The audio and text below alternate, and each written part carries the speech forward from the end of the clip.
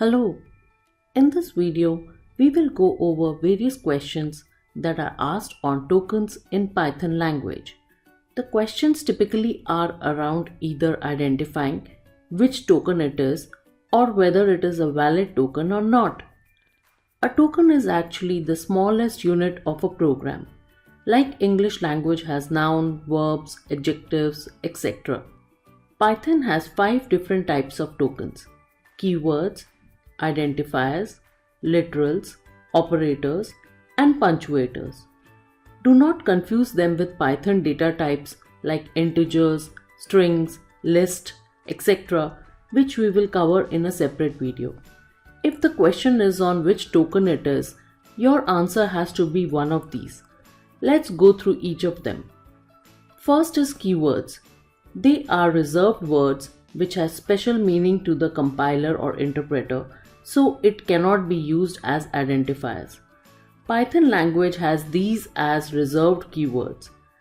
Now, if you have already used a bit of Python, you would be thinking that I see some standard words I have been using in my program missing, like input to take an input from the user, or int str which is used to convert data types, or even that range I see so often with for.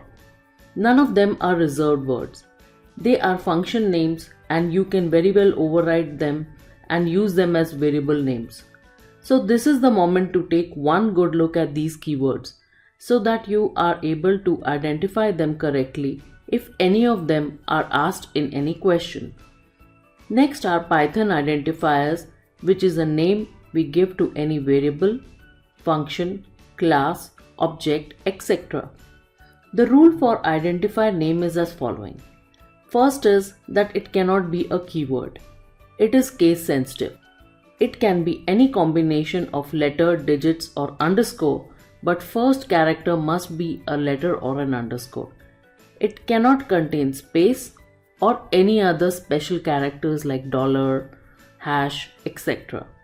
So one of the questions that is asked is which one of these are valid identifiers? Here are some valid and invalid identifiers. Now here my var is invalid as it has space in it. Count dollar has a dollar sign in it. 12 age is also invalid as it starts with a number. None is a reserved word, so it cannot be used. Remaining all are valid identifiers. Let's see the next token, which are literal or constants. They can be defined as number, text, or other data that is to be stored in variables. Literals can be of different types like string, boolean, numeric, etc.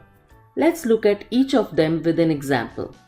String literal is any text which is enclosed in single or double quotes, like shown in the example here. Python also allows multi-line strings whereby you can add a backslash in the end and complete the string in the next line. Alternatively, you can use triple quotation marks where you do not want to use backslash. Next are Boolean literals that can have two values, true and false. Do note that the first letter of true and false is capital. Then there are numeric literals which can be either int, which are positive or negative whole numbers without decimal points of unlimited length. They can be either decimal, octal or hexadecimal literals as shown in this example here. Next are float, which represent real numbers or decimal numbers and are written with a decimal point. They can be either written in fractional form with the decimal or exponential form with mantissa and exponent as shown in this example. Python has one special literal which is none. None indicates absence of value. Now that we have seen different types of literals, let's look at operators. They are special symbols that perform specific operations on operands.